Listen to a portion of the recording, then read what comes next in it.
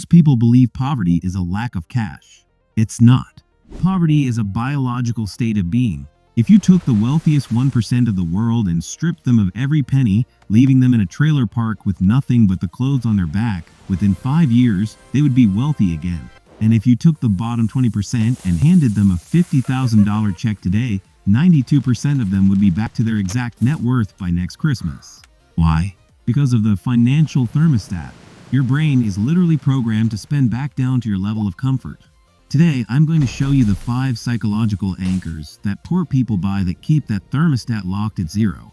But before we get to the items themselves, I have to show you a document. It's a secret internal memo from a multi-billion-dollar clothing brand that explains exactly how they trick the poverty brain into feeling like royalty while they bleed you dry. We'll look at that memo in about 3 minutes. First, we have to talk about the most expensive thing you own that currently has a value of 0.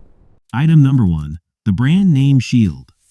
Go to any impoverished neighborhood in the world, and you will see something strange. You'll see people who can't afford health insurance wearing $300 sneakers and $150 hoodies with massive logos.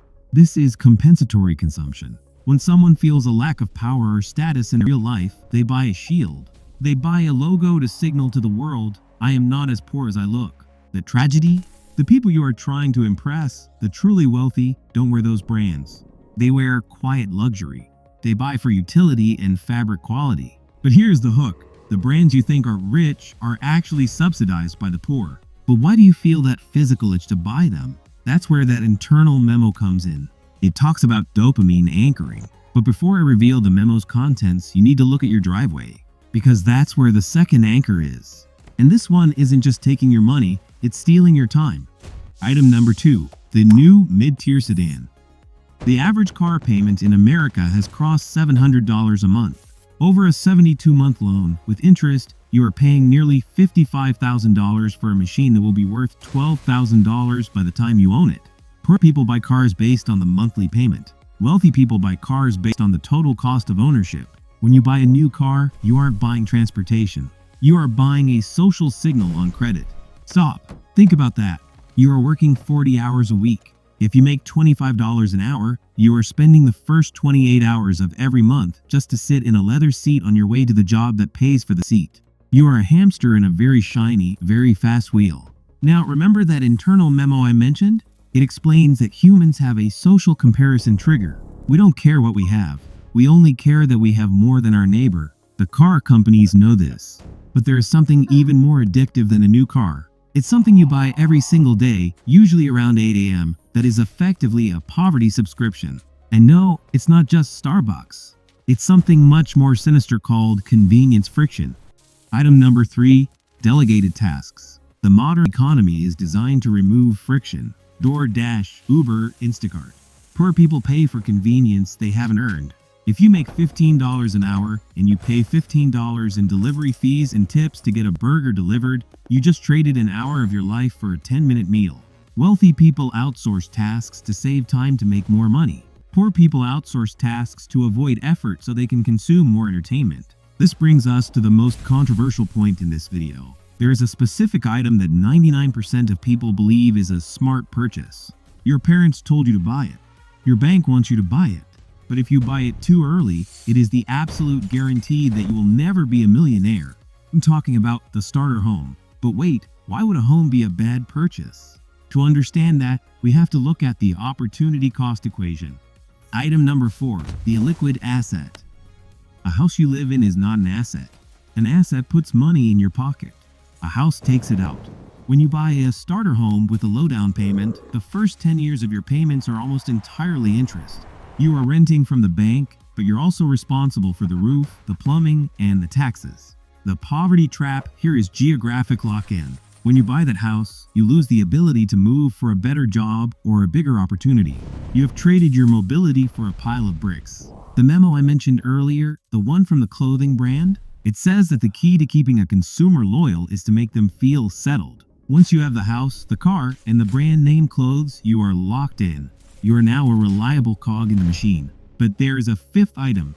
This is the master key. It's the reason why, even if you sell the car and the house, you might still stay poor. It's a digital purchase that 80% of the population makes every single night at 7 p.m. Item number 5. Low-cost digital Novocaine. Cheap entertainment is the ultimate poverty trap. Subscription services, video game skins, sports betting apps, and premium social media. Why is this a purchase that keeps you poor? Because it's an opportunity cost black hole. The brain has a limited amount of aggression. This is the energy you use to change your life, to start a business, to learn a skill. When you buy a video game or a Netflix subscription, you are buying a way to vent that aggression. You feel like you've achieved something in the game, so your brain stops screaming at you to achieve something in real life. You are buying Novocaine for your ambition. The secret memo.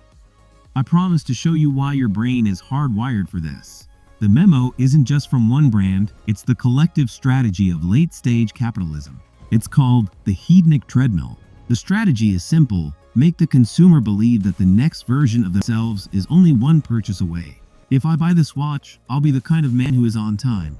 If I buy this car, I'll be the kind of person who is respected. But the watch doesn't make you punctual, and the car doesn't make you respectable. They just leave you with less capital to actually become those things. So how do you break the loops? It starts with one realization: everything you buy is a trade. You aren't paying with dollars. You're paying with the hours of your life you spent earning those dollars. If you stop buying these 5 things today, you'll have a surplus of life force. But having a surplus is dangerous. Many people think the answer is just to work harder and earn more. They think that if they could just hit that $4,000 8-month mark, all their problems would vanish.